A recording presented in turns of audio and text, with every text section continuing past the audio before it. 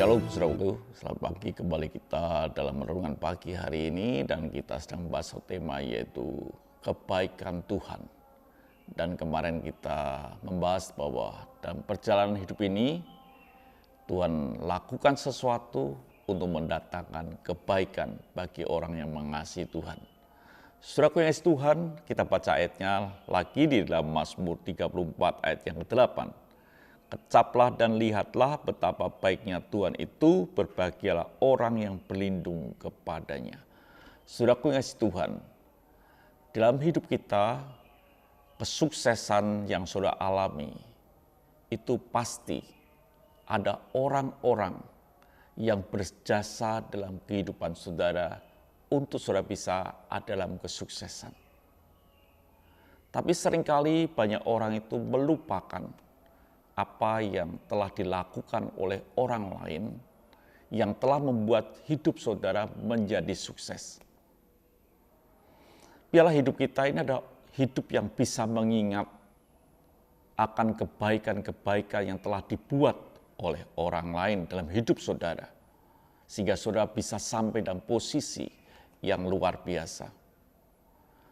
Daud bisa berkata di tengah-tengah kesulitannya, dia bisa berkata, kecaplah dan lihatlah betapa baiknya Tuhan itu, berbahagialah orang yang berlindung kepadanya. Daud bisa berkata seperti ini karena Daud pun mengingat apa yang Tuhan telah kerjakan. Memang situasi yang dihadapi pada waktu itu bahwa dia terjepit,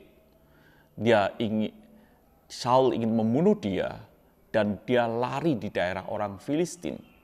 Bahkan dalam cerita itu dia sampai pura-pura menjadi gila. Situasinya terjepit seperti itu. Tapi Daud bisa berkata, kecap dan lihatlah betapa baiknya Tuhan itu. Karena Daud punya pengalaman berjalan bersama dengan Tuhan. Dia pernah berkata bahwa singa, beruang pun dia kalahkan. Dia pernah melihat Goliat pun dia kalahkan. Ini bukti kebaikan Tuhan. Pengalaman-pengalaman kebaikan Tuhan, Daud mengingatnya, sehingga di tengah-tengah kesulitan itu dia bisa berkata, kecaplah dan lihatlah betapa baiknya Tuhan itu. Hidup kita pun punya orang-orang yang baik, yang telah menolong kita dalam kesuksesan. Biarlah hidup kita pun bisa mengingat kebaikan-kebaikan mereka. Tapi lepas daripada itu, semuanya itu datang daripada Tuhan. Kita pun harus bisa mengingat kebaikan Tuhan. Apakah sudah bisa mengingat kebaikan Tuhan di masa lampau? Apa yang telah Tuhan lakukan dalam hidup saudara?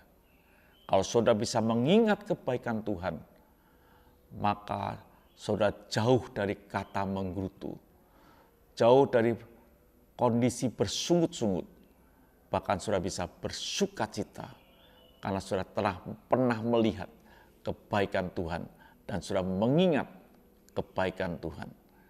Tuhan berkati, sampai jumpa esok pagi. Mari kita berdoa. Terima kasih Bapa. Biarlah kami punya pengalaman dan kami mengingat kebaikan Tuhan dalam hidup ini. Maka kami akan bisa berkata, kecaplah dan lihatlah betapa baiknya Tuhan. Haleluya. Amin.